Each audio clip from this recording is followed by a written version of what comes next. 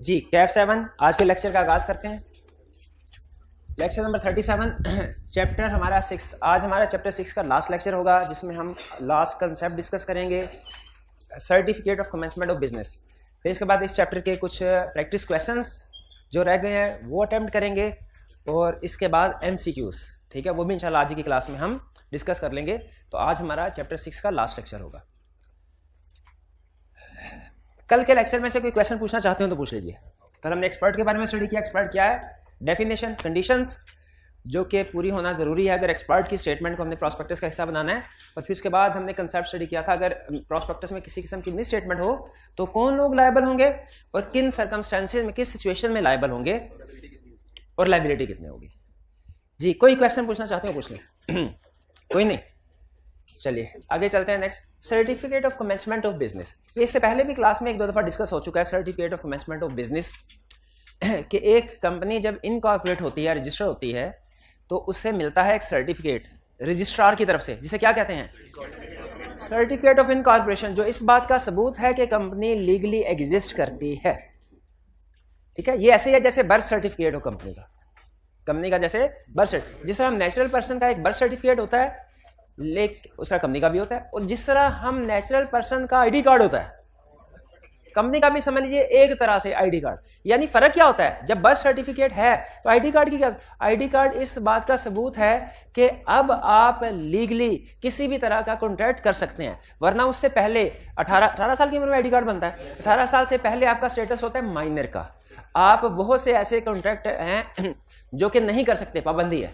उसी तरह कंपनी के ऊपर भी पाबंदी होती है कि जब वो इनकॉर्पोरेट हो चुकी है, सर्टिफिकेट ऑफ इनकॉर्पोरेशन बन चुका है, तो वो कुछ एग्रीमेंट्स, कुछ कॉन्ट्रैक्ट तो कर सकती है, लेकिन कुछ तरह के कॉन्ट्रैक्ट्स नहीं कर सकती।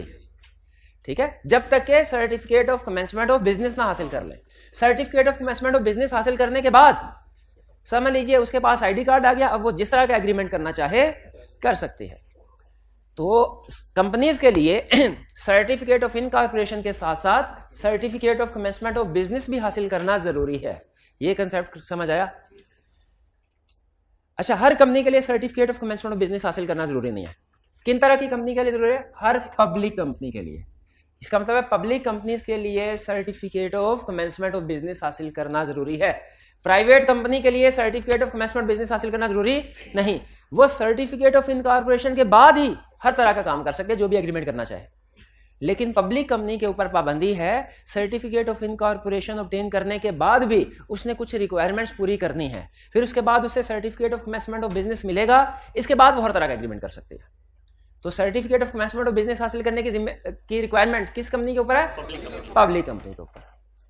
तो किस तरह की कंपनी के लिए certificate of commencement of business required नहीं है? एग्जाम में क्वेश्चन ये दो तरह से पूछ सकता है। या तो हमसे ये पूछ सकता है बताओ किस तरह की कंपनीज के लिए certificate of commencement of business हासिल करना जरूरी है, और दूसरा किस तरह पूछ सकता है, बताओ किस तरह की कंपनीज के लिए certificate of commencement of business हासिल करना लाजमी नहीं है।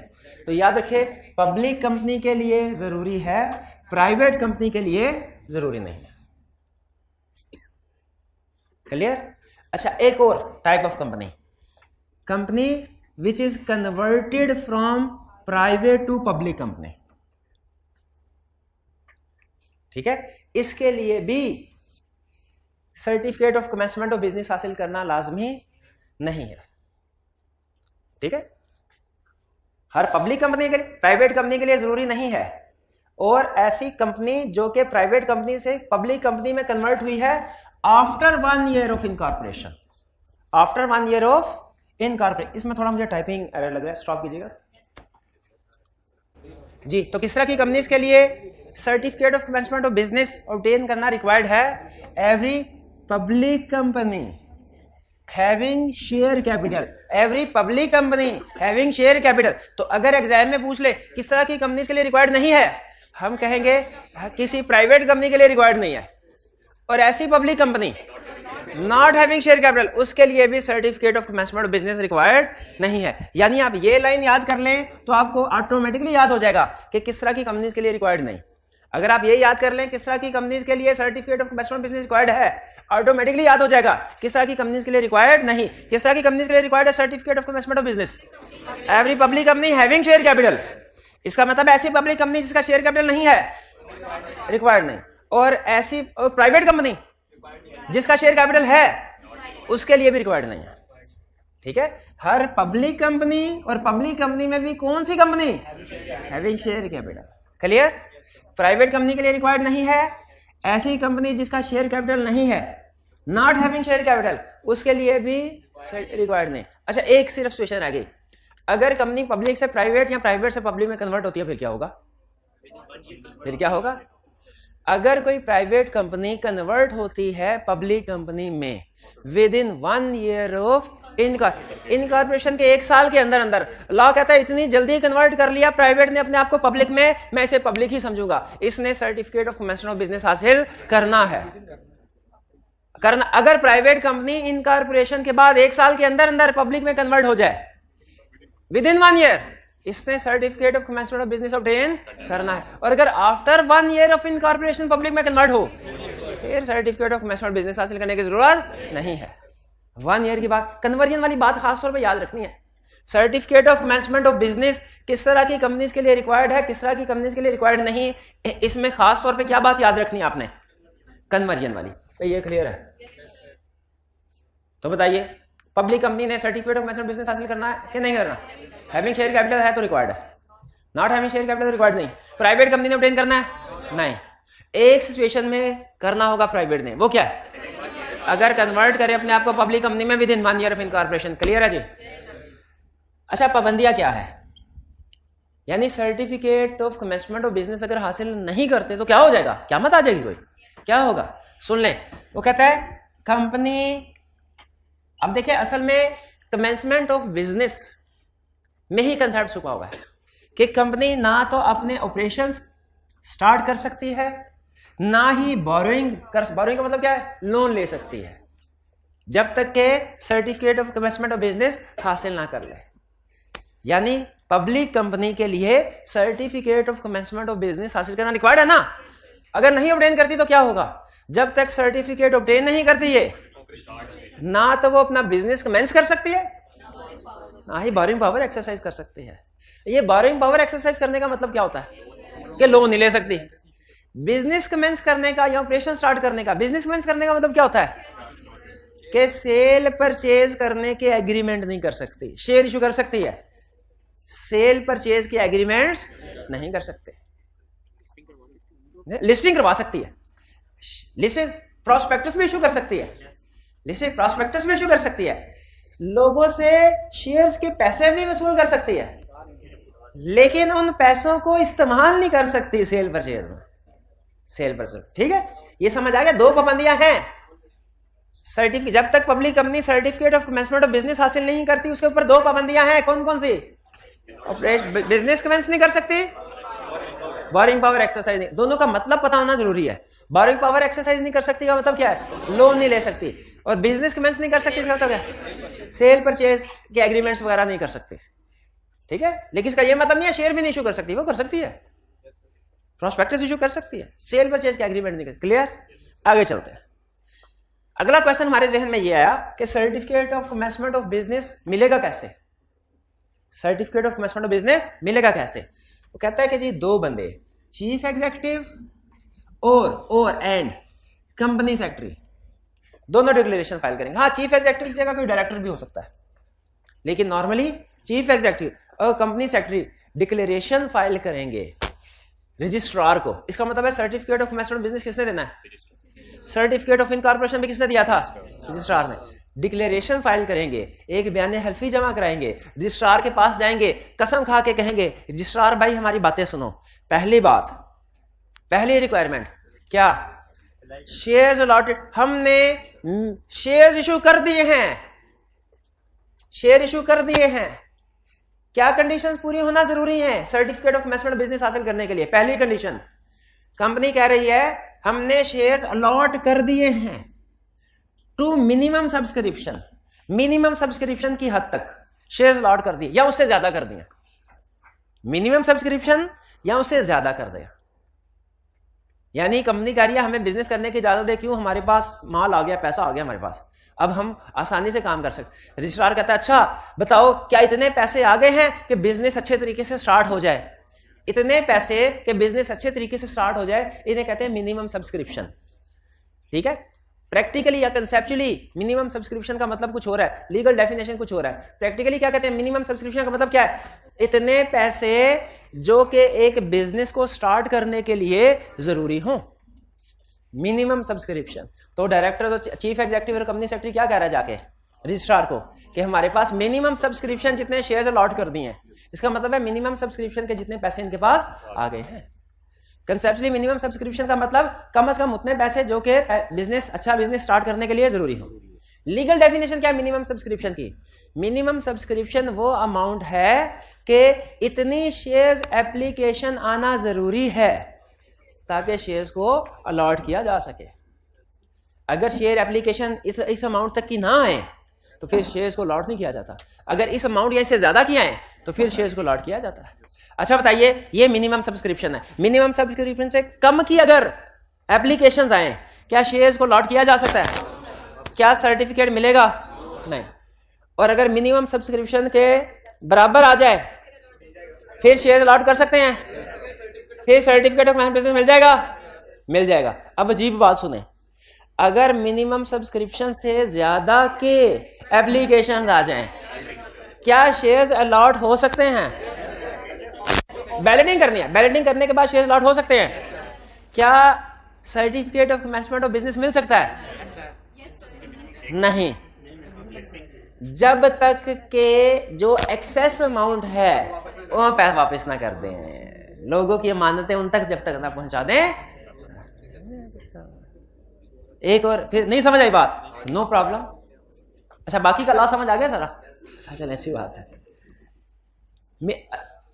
पहला कंसेप्ट ये बताया मिनिमम सब्सक्रिप्शन की डेफिनेशन। लॉ कहता है मिनिमम सब्सक्रिप्शन वो अमाउंट है कि इस अमाउंट तक के एप्लीकेशन आना जरूरी है ताकि आप शेयर्स को इशू कर सके, शेयर्स को अलॉट कर सके। ठीक है, ये मिनिमम सब्सक्रिप्शन प्रॉस्पेक्टस के ऊपर लिखी होती है। अगर कोई भी अमाउंट ना लिखी हो तो पूरे का पूरा शेयर कैपिटल मिनिमम सब्सक्रिप्शन कहलाता है। ठीक है, जितना भी शेयर इशू कर रहे हैं, जितना भी इशू कर रहे हैं वो सारे का सारा ऑफर्ड शेयर कैपिटल में और मिनिमम सब्सक्रिप्शन में फर्क है। आप मिनिमम सब्सक्रिप्शन खुद से डिसाइड कर लेते हैं, लेकिन अगर मिनिमम सब्सक्रिप्शन नहीं है, आपने मेंशन नहीं किया है, तो सारे का सारा ऑफर्ड शेयर कैपिटल ही मिनिमम सब्सक्रिप्शन होगा। जैसे फर्ज कीजिए हम 100 मिलियन का शेयर कैपिटल इशू करना चाह रहे हैं, प्रॉस्पेक्टस के ऊपर लिख दिया कि 100 मिलियन का शेयर कैपिटल इशू करना है। अब हमने डिसाइड करना है मिनिमम सब्सक्रिप्शन कितनी हो, यानी कितनी, अगर कितनी एप्लीकेशंस आ जाएं तो हम शेयर इशू कर देंगे। ये डायरेक्टर है, मैं भी डायरेक्टर हूं भाईजान, हमारा इरादा तो है 100 मिलियन, क्योंकि जो प्रोजेक्ट हमने स्टार्ट करना है उसको 100 मिलियन चाहिए। लेकिन बताओ क्या हो अगर 100 मिलियन की एप्लीकेशन ना आए? अब आप बोलें मेरे 2-4 वाकफ हैं उनसे पैसे ले लूंगा, कमेटी नहीं डालेंगे। इन्होंने कहा, डायरेक्टर ने कहा सर कि 4 मिलियन तक ना मेरे पास अरेंजमेंट है, 10 मिलियन फॉर एग्जांपल 10 मिलियन का शेयर इशू कर रहे हैं, 10 मिलियन के। इन्होंने कहा 4 मिलियन मेरे पास है, चाहिए 10 मिलियन, सारे का सारा ही शेयर अलॉटमेंट से आ जाए तो अच्छी बात है। हमने कहा अच्छा ऐसा करते हैं, ऑफर करते हैं 10 मिलियन, लेकिन नीचे लिख देंगे मिनिमम सब्सक्रिप्शन 6 मिलियन, यानी 6 मिलियन भी आगे हमारा काम हो जाएगा। लेकिन अगर 10 मिलियन आ जाए तो क्या ही बात है। अब अगर अब ये जो 10 मिलियन है ये है ऑफर्ड शेयर कैपिटल और 6 मिलियन मिनिमम सब्सक्रिप्शन। अच्छा, अगर प्रॉस्पेक्टस पे मिनिमम सब्सक्रिप्शन ना लिखी हुई हो तो फिर ऑफर्ड शेयर कैपिटल ही मिनिमम सब्सक्रिप्शन होगी। ठीक है, आगे रटे वाला पॉइंट उसने लिखा है excluding share capital to be issued otherwise than in cash, वो रटे वाला पॉइंट है। भाई कंसेप्ट समझ आ गया? तो बताइए ऑफर्ड शेयर कैपिटल और मिनिमम सब्सक्रिप्शन में क्या फर्क है? अगर आपने मिनिमम सब्सक्रिप्शन लैदा से लिखी हुई है तो वो लैदा वाली अमाउंट है, अगर नहीं लिखी हुई ऑफर्ड शेयर कैपिटल ही मिनिमम सब्सक्रिप्शन है। क्लियर हो गया? तो हम रजिस्ट्रार के पास जाके क्या कह रहे हैं, भाईजान मिनिमम सब्सक्रिप्शन पूरी हो गई, अब certificate of commencement of business दो ना। रजिस्ट्रार कहेगा पहले ये बताओ तुमने शेयर इशू किए, मिनिमम सब्सक्रिप्शन के बराबर एप्लीकेशन आई, उससे ज्यादा कि उससे कम? पहली चीज, अगर तो मिनिमम सब्सक्रिप्शन के बराबर ही एप्लीकेशंस आई तो रजिस्ट्रार कहेगा ठीक है मैं अभी इशू करता हूं certificate of commencement of business. लेकिन सुन लें, अगर सुनेगा अगर मिनिमम सब्सक्रिप्शन से ज्यादा की एप्लीकेशन आई तो रजिस्ट्रार कहेगा पहले ऊपर वालों को पैसे वापस करो फिर मेरे पास आके अगली बात करना, वो पैसे वापस करना जरूरी है। तीसरी सिचुएशन, अगर मिनिमम सब्सक्रिप्शन से कम की एप्लीकेशन आई, रजिस्ट्रार कहेगा कि अब ये पैसे भी वापस कर दो और अब मेरे पास तुम एक डॉक्यूमेंट लेके आओ। अब तुम जनरल पब्लिक को शेयर इशू नहीं कर सकते, अब प्राइवेट प्लेसमेंट के जरिए शेयर इशू करने पड़ेंगे। और अब मेरे पास एक डॉक्यूमेंट लेके आओ जिसका नाम क्या है, statement in lieu of prospectus. ठीक है, ये कहानी सारी समझ आ गई। कहानी समझ आ गई तो अगली रिक्वायरमेंट आसानी से समझ आ जाएगी। वो कह रहा है कि चीफ एग्जीक्यूटिव और कंपनी सेक्रेटरी रजिस्ट्रार के पास जाएं सर्टिफिकेट हासिल करने के लिए और उसे कहें सर पहली शर्त हमने पूरी कर दी, क्या, shares have been allotted to minimum subscription. ये पूरी बात आ गई, रजिस्ट्रार को तसल्ली हो जाएगी, हाँ इस काबिल हो गया बिजनेस स्टार्ट कर सके। दूसरी कंडीशन वो कहेंगे अगर पब्लिक सब्सक्रिप्शन की है ना, पब्लिक सब्सक्रिप्शन पता है ना शेयर करने के टॉपिक में, जनरल पब्लिक को शेयर इशू करने को कहते हैं। अगर पब्लिक सब्सक्रिप्शन की गई है, no money payable to applicants. No money payable to applicants का मतलब क्या है कि ओवर सब्सक्रिप्शन की वजह से पैसे जो वापस कर दिए, या फर्ज कीजिए स्टॉक एक्सचेंज ने अगर लिस्टिंग स्टेटस से रिफ्यूज कर दिया हो तो उस सूरत में भी लोगों को पैसे वापस करने होते हैं, वो कर दिए। ये no money payable to applicants, ये बात समझ आ गई। अगर ओवर सब्सक्रिप्शन हो गई थी तो हमने तो मिनिमम सब्सक्रिप्शन जितने शेयर इशू करने हैं उससे ज्यादा की एप्लीकेशन आ जाए तो ज्यादा के शेयर इशू कर देते हैं। क्या करते हैं, बैलेटिंग करके जो अनसक्सेसफुल कैंडिडेट्स होते हैं उनको पैसे वापस कर, कहता है ये मुझे लिख के दो तुमने पैसे वापस कर दिया, ये लिख के दो। दूसरी कंडीशन भी क्लियर हो गई। पहली थी मिनिमम सब्सक्रिप्शन पूरी हो गई, दूसरी थी ऊपर वाले जो एप्लीकेशन थी उनको पैसे दे दिए क्योंकि शेयर्स नहीं उनको दिए। तीसरी कंडीशन, अगर पब्लिक सब्सक्रिप्शन नहीं हुई तो फिर statement in lieu of prospectus file कर दी हुई रजिस्ट्रार के पास। ये एक कंडीशन है जब पब्लिक सब्सक्रिप्शन की जाए और दूसरी कंडीशन है जब पब्लिक सब्सक्रिप्शन ना की जाए। और लास्ट के डायरेक्टर कहते हैं सर हमने भी तो कुछ शेयर खरीदे हैं। रजिस्ट्रार कहता है भाईजान ये पब्लिक की बात कर रहे हो, पब्लिक की बात कर रहे हो, थर्ड में भी पब्लिक की बात कर रहे हो, फोर्थ में भी पब्लिक शेयर, अपने शेयर जो तुम्हारे पास हैं उनकी भी बात करो। और तुमने भी तो शेयर, डायरेक्टर भी शेयर लेते हैं कि नहीं लेते? कहां पढ़ा था हमने? चैप्टर 1 में पढ़ा था, इनकॉर्पोरेशन के प्रोसीजर में। Directors undertake to subscribe at least 1 share, पढ़ा था ना। तो डायरेक्टर्स क्या कह रहे हैं कि हमने जितने भी शेयर्स खरीदे हैं उनके फुल पैसे वापस कर दिए, उधार नहीं किया हुआ। तो 4 कंडीशंस हैं। किस चीज की कंडीशन है? Certificate of commencement of business हासिल करने के लिए। अब जिससे पूछूं वही बताए। मुझे ये बताइए certificate of commencement of business हासिल करने के लिए रजिस्ट्रार के पास कौन कौन जाएगा? जिसे पूछा वही, चीफ एग्जीक्यूटिव या डायरेक्टर, और कम 2 बंदे जाएंगे कम से कम, चीफ एग्जीक्यूटिव या डायरेक्टर और कंपनी सेक्रेटरी, ये 2 बंदे जाएंगे। और रजिस्ट्रार के पास जाके क्या कहेंगे? 4 शर्तें पूरी कर दी हमने। पहली शर्त क्या? Shares allotted to minimum subscription, minimum subscription पूरी हो गई है। और दूसरी कंडीशन क्या? No money is payable to applicants. तीसरी कंडीशन क्या? If no public subscription is made then statement in your prospectus has been filed. और चौथी कंडीशन क्या? Directors have paid in full amount due in respect of shares taken by them. 4 conditions हैं। अच्छा, इनमें एक condition थी कि minimum subscription जो है उतने शेयर्स अलॉट हो चुके हों फिर सर्टिफिकेट मिलेगा, ऐसा ही है। मिनिमम सब्सक्रिप्शन क्या होती है? ऐसी लीगल डेफिनेशन बतानी है, वो अमाउंट के जो अगर एप्लीकेंट्स अप्लाई करें तो हम शेयर्स को अलॉट कर सकते हैं। और अगर कोई मिनिमम सब्सक्रिप्शन की अमाउंट मेंशन नहीं की गई, whole amount of offered share minimum subscription समझा जाएगा। पहली कंडीशन ये, शेयर्स मिनिमम सब्सक्रिप्शन तक इशू हो चुके हों। दूसरी कंडीशन क्या थी? Directors have paid in full. तीसरी कंडीशन क्या थी? No money payable to applicants.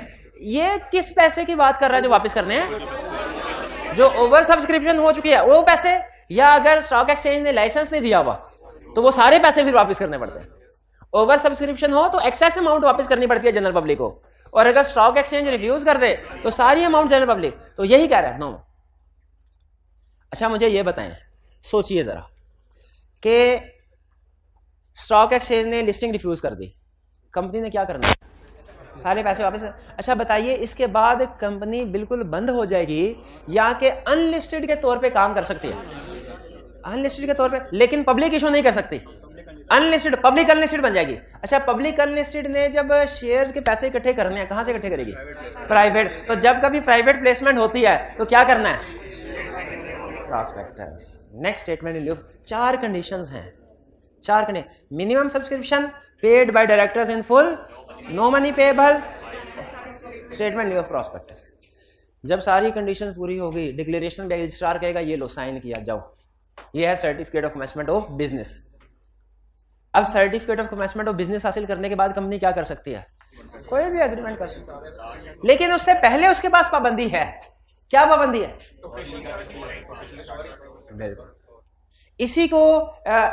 इसी रिस्ट्रिक्शन को दूसरे अल्फाज में लॉ एक्सप्लेन करता है, इसी कंसेप्ट को। कंसेप्ट क्या था?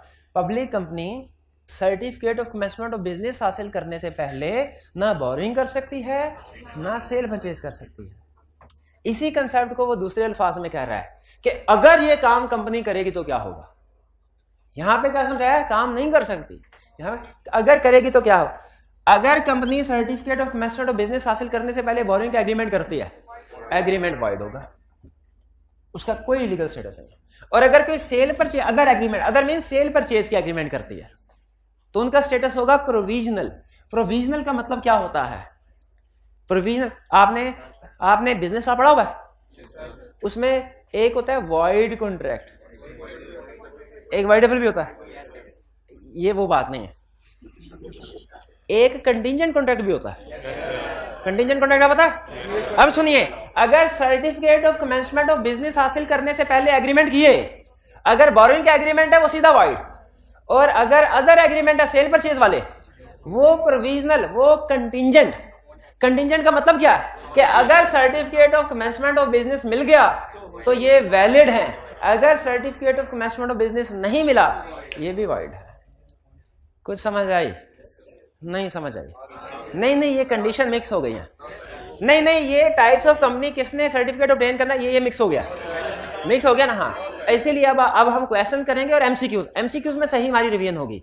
तो मैं तब तक आपके एमसीक्यूज और क्वेश्चन रेडी करता हूं। आपके पास 5 मिनट हैं, आप इसकी क्विक रिवीजन कर लें, इसके बाद फिर क्वेश्चन और एमसीक्यूज की डिस्कशन करते हैं। पॉज जी। नेक्स्ट अब क्वेश्चन की तरफ चलते हैं। 2 प्रैक्टिस क्वेश्चन है हमारे, फिर उसके बाद MCQs. Seform limited is in process of raising money through issuance of shares and intends to issue a prospectus. इसका मतलब है जनरल पब्लिक को शेयर इशू करना चाह रहे हैं। Advise the management as to who would be liable under the Securities Act 2015 to compensate the investor in case there is any deficiency in the prospectus. कौन liable है? Offeror और issuer हो सकता है, और डायरेक्टर, और any other person who signed. या any other person who signed किसकी तरफ इशारा है? एक्सपर्ट की तरफ। And under what circumstances this liability would arise? किन सर्कमस्टेंसेस में लायबिलिटी राइज होगी? अगर प्रॉस्पेक्टस में मिसस्टेटमेंट है, पर्सन ने रिलाई किया, सिक्योरिटीज को बाय किया एंड सफर्ड लॉस, तो लायबिलिटी राइज होगी। Clear? Under the provisions of company act हमने briefly explain the exceptions to the following general rule. आपको पता है एक्सेप्शन, अक्सर कंपनी लॉ में इस तरह का क्वेश्चन आता है कि वो कोई रूल बता देता है और कहता है मुझे इसकी एक्सेप्शंस बताओ। Companies can commence the business only after obtaining certificate of commencement of business from the registrar. यानी इसकी एक्सेप्शंस क्या होंगी? वो कंपनीज जिनके लिए certificate of commencement of business हासिल करना लाजमी नहीं है। कौन कौन सी कंपनी? एवरी प्राइवेट कंपनी, और every public company not having share capital, और every public company converted from private company after 1 year. After है, आफ्टर और विद इन को मिक्स नहीं करना। विद इन 1 ईयर पब्लिक में कन्वर्ट हो तो लाजमी है सर्टिफिकेट, आफ्टर 1 ईयर हो तो लाजमी है। क्लियर? ये ले 2 क्वेश्चन थे सिर्फ। अब है हमारे questions, MCQs. Sorry, MCQs. Test भी टेस्ट दे दीजिएगा भाई, टेस्ट क्लास के टाइम में नहीं होता, कितनी दफा बताया हुआ है आपको। कल जुम्मा है, छोटी कल की क्लास का आज की क्लास से क्या ताल्लुक है? अच्छा हाँ, ये कह रहे हैं कल छोटी क्लास है तो आज ज्यादा पढ़ाए। हाँ सॉरी, ठीक है, मैं नहीं समझ पाया था।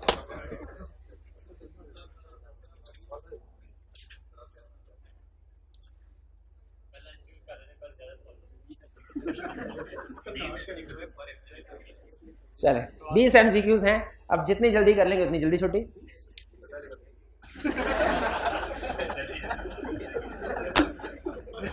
Single offering document allowing companies to make multiple offering as disclosed in the offering document is known as. Prospectus तो नहीं कहते, प्रोस्पेक्टस तो सिंगल इशू के लिए, मल्टीपल इशू के लिए shelf prospectus, B option correct. Second, a supplement to the prospectus invites the general public for subscription of earlier offered securities. Supplement to prospectus की बात कर रहा है. The supplement to the prospectus contains new prospectus, shelf prospectus, updated disclosure. Yes, updated disclosure. C option correct. Next, the prospectus is issued, published or circulated with the approval of members, board of directors, registrar, commission. Yes, C option correct. 4, the prospectus in its full text or in such abridged form shall be published at least in one Urdu में नहीं होता. अच्छा, magazine में नहीं, newspaper में छपते हैं, magazine में नहीं, न्यूज़पेपर में. तो इसका मतलब है बी ऑप्शन ठीक है, वन उर्दू और वन. अच्छा बताइए, इसमें दो गलतियां क्या है? और की बजाय एंड होना चाहिए और फोर्टनाइट की बजाय डेली होना चाहिए. C, one Urdu and one English magazine. D, one Urdu and one English daily newspaper. D option correct है. Prospectus issued shall be made available free of charge at the registered office of the issuer with all the bankers to the issue, with the concerned share registrar, with the registrar. नहीं, registrar के पास नहीं होता क्या? Registrar के पास नहीं होता, share registrar के पास होता है, रजिस्ट्रार के पास नहीं. तो इसमें करेक्ट ऑप्शन क्या हुई? डी. इन सब प्लेसेस पे प्रॉस्पेक्टस अवेलेबल होता है. अच्छा, इसके अलावा और कौन सी प्लेसेस हैं इनके अलावा जिन पे प्रॉस्पेक्टस अवेलेबल होता है? Registered office of the company, credit rating agency, bankers, bankers है, बैलेटर्स. ठीक है. The prospectus along with the subscription form from the date of its publication in the newspaper till the closing of the subscription shall be uploaded. जाहिर है company की अपनी website पे upload किया जाएगा. कंपनी तो है ही नहीं. कंपनी के लिए इश्यूअर का वर्ड भी यूज होता है, ऑफरर का वर्ड भी यूज होता है. ये हमने वो पेनल्टी वाले लर्निंग ऑब्जेक्टिव में पढ़ा था. 7, prospectus means any document, notice, circular, material, publication or other invitation offering to the general public, to the board of directors, only to existing shareholders, only to existing customers. किसको? General public को. शाबाश. A option correct. 8, although proof from commission is required for issue, publication or circulation of prospectus, there are instances where prior approval is not necessary. Such instances include securities offered by State Bank of Pakistan. इसमें prospectus approval की जरूरत नहीं होती. Where securities are offered in connection with a private offering, इसमें भी approval क्या, prospectus ही नहीं बनता. Where the securities are shares and are offered as bonus shares, बिल्कुल, क्योंकि वो existing shareholder को इशू की. तो all of the above. Correct option क्या हुई हमारी? D, all of the above. 9, a prospectus approved by commission shall be valid for a period of from the date of approval. 6, B option correct. 10, a prospectus shall not contain a statement purporting to be made. Purporting का मतलब ये होता है कि जो intended to be made, expected to be made by an expert, unless the expert is a person who is not or has not been engaged or interested in the formation of the company. यही है. Who is or has been engaged in, नहीं, आपको पता है expert का independent होना जरूरी है. अगर एक्सपर्ट इंडिपेंडेंट नहीं है तो स्टेटमेंट नहीं दे सकता, वैलिड स्टेटमेंट नहीं कंसीडर की जाएगी. Next, if a public company opts not to issue shares to the general public initially and start the business in such a case, company would be required to file with. अगर company share issue ना करे, ठीक है, public को, और business start करे, तो ये कंपनी क्या करेगी? फिर private statement of affairs file करेगी रजिस्ट्रार के साथ, statement of capital, statement in lieu of prospectus, C file करेगी. D, statement in lieu of advertisement नहीं है, statement in lieu of prospectus. C option correct है. सी ऑप्शन करेक्ट है. अच्छा मुझे ये बताइए वो 4 कंडीशंस कौन सी, कंसेप्ट याद आ गया अभी, स्टूडेंट ने क्वेश्चन पूछा था बताना भूल गया। 4 कंडीशंस कौन सी थी जो कि certificate of commencement of business हासिल करने के लिए लाजमी है? Minimum subscription, paid in full, no money payable. अच्छा मुझे ये बताइए क्या ऐसा पॉसिबल है कि ऑफर्ड शेयर कैपिटल हो 10 मिलियन और मिनिमम सब्सक्रिप्शन हो 6 मिलियन? पॉसिबल है? इस सूरत में अगर 5 मिलियन की एप्लीकेशंस आए क्या होगा? वो वापस करनी होंगी और फिर statement in lieu of prospectus file करनी होगी, फिर सर्टिफिकेट मिलेगा। ओके, अगर 11 मिलियन की एप्लीकेशंस आ जाए वापस कितना? 1 मिलियन के 5, 1 क्योंकि ऑफर 10 किया है ना, 1 मिलियन वापस करना पड़ेगा और रजिस्ट्रार को बताना होगा मिनिमम सब्सक्रिप्शन पूरी हो गई है, फिर certificate of commencement of business मिल जाएगा। करेक्ट। और अगर 7 मिलियन की एप्लीकेशन आए, 7 मिलियन, क्या 1 मिलियन वापस करना है? नहीं करना। मिनिमम सब्सक्रिप्शन से ज्यादा तो है लेकिन ऑफर से तो कम है, ऑफर से तो कम है, तो 7 के 7 मिलियन के शेयर इशू किए जाएंगे और रजिस्ट्रार को कहा जाएगा क्या? मिनिमम सब्सक्रिप्शन पूरी हो गई है। मिनिमम सब्सक्रिप्शन 7 के केस में भी पूरी हो जाती है, 11 के केस में भी हो जाती है, लेकिन 7 वाले केस में हमने वापस कोई नहीं करना, 6 या 7 के केस। लेकिन 11 के केस में हमने जो 1 मिलियन एक्स्ट्रा है ऑफर से ज्यादा वो, तो जो वापस करना होता है ऑफर से ज्यादा एप्लीकेशन है वो वापस करना होता है, मिनिमम से ज्यादा वापस नहीं करना। हाँ मिनिमम से कम हो तो फिर तो सारा वापस करना है, फिर तो सारा वापस करना है। ऑफर से ज्यादा हो फिर बैलेटिंग होती है, मिनिमम से ज्यादा है तो वो तो सबको दे देंगे। Next 12, the prospectus is a formal document that needs approval from commission and clearance from securities exchange. C option correct है। बोर्ड की से अप्रूवल, ऑडिटर से क्लियरेंस नहीं चाहिए, कमीशन से और स्टॉक एक्सचेंज से। C option correct. 13, once issued and securities allotted under a prospectus, it shall be sent to registrar. Prospectus registrar को भेजा जाएगा, किस लिए? It shall be sent to securities exchange. It existence will end. बिल्कुल, securities exchange के पास भेजा जाता है, लेकिन कब? जब उसे पब्लिश करवाया जाता है, जब शेयर इशू कर दिए जाते हैं फिर नहीं भेजा जाता, फिर क्या करने भेजा जाएगा उनको? तो C option correct, existence will end. It's existence will continue till next AGM, no, existence will end, C option. 14, prospectus is required to be submitted to SEC approval at least, ये तो हमने रटा लगाया, 21 days before proposed date of publication, B option correct। 15, minimum time gap between the date of publication of prospectus, यानी जब publish किया जाए उसके बाद कम से कम गैप 7 दिन का होना चाहिए और ज्यादा से ज्यादा 30 दिन का, D option correct. 16, for obtaining certificate of commencement of business, a public company has to meet certain requirements. Choose the incorrect one from following. अच्छा ये मुश्किल है, क्या इनकरेक्ट इनमें से कौन सी, यानी कौन सी ऐसी कंडीशन है जो पूरी मीट नहीं करनी? Company should have allotted share against cash equal to amount of minimum subsidy, पूरी करनी है, yes. Director should have paid in cash to the company full amount on each of the share taken are connected to be taken, contracted, ये भी पूरी करनी है। See, the member should have paid in cash to the company full amount on each of the share taken are contracted to be taken. Directors ने तो पूरी करनी है, members ने नहीं, ठीक है। हालांकि members ने भी जो शेयर जब अलॉट किए जाएंगे तो वो तो फुली पेड शेयर्स होंगे जी, लेकिन ये certificate of commencement of business के लिए कंडीशन नहीं है ना रिक्वायर्ड।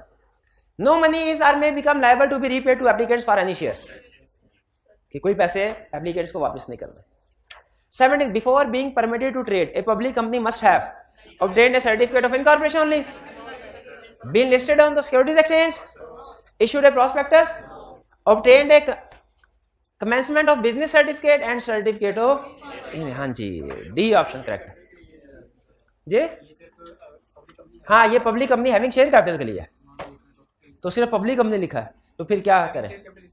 हैविंग शेयर कैपिटल इसी में आ गया ना, वरना आपको कोई और ऑप्शन सूटेबल लग रही है? हाँ, अगर वो कहता कि public company not having share capital है तो फिर रेडी, अभी मोस्ट एप्रोप्रिएट है D. Which of the following shall be considered conclusive evidence on the basis of which a public company shall be entitled to start its operations? Conclusive evidence कौन सा है? Final. Received full amount from every director on each of the share taken or contract to be taken by him and for which he is liable to pay in cash. ये एक condition तो है लेकिन conclusive evidence नहीं है। हो सकता है दूसरी रिक्वायरमेंट कंडीशन ना पूरी हुई हो। Next, submitted the duly verified declaration along with other documents duly verified by CEO and the registrar has accepted and registered the same. Registrar जब रजिस्ट्रेशन कर लेता है ना किसी भी डॉक्यूमेंट की, वो कंक्लूसिव एविडेंस होता है। कंक्लूसिव एविडेंस क्या होता है रजिस्ट्रेशन का? जब रजिस्ट्रार किसी भी डॉक्यूमेंट को रजिस्टर कर लेता है। इस बात का कंक्लूसिव एविडेंस क्या होता है कि कंपनी इनकॉर्पोरेट हो चुकी है? जब registrar certificate of incorporation issue करता है, वो कंक्लूसिव एविडेंस है। तो इसमें करेक्ट ऑप्शन हमारी हुई B. C allotted share that were held subject to payment of whole amount thereof in cash equivalent to, ये भी एक कंडीशन है मिनिमम सब्सक्रिप्शन की। और repaid the money to a, C और डी, ये इंडिविजुअल कंडीशंस तो है लेकिन कंक्लूसिव एविडेंस नहीं है। कंक्लूसिव एविडेंस बी ही है। 18 का बी आंसर करेक्ट।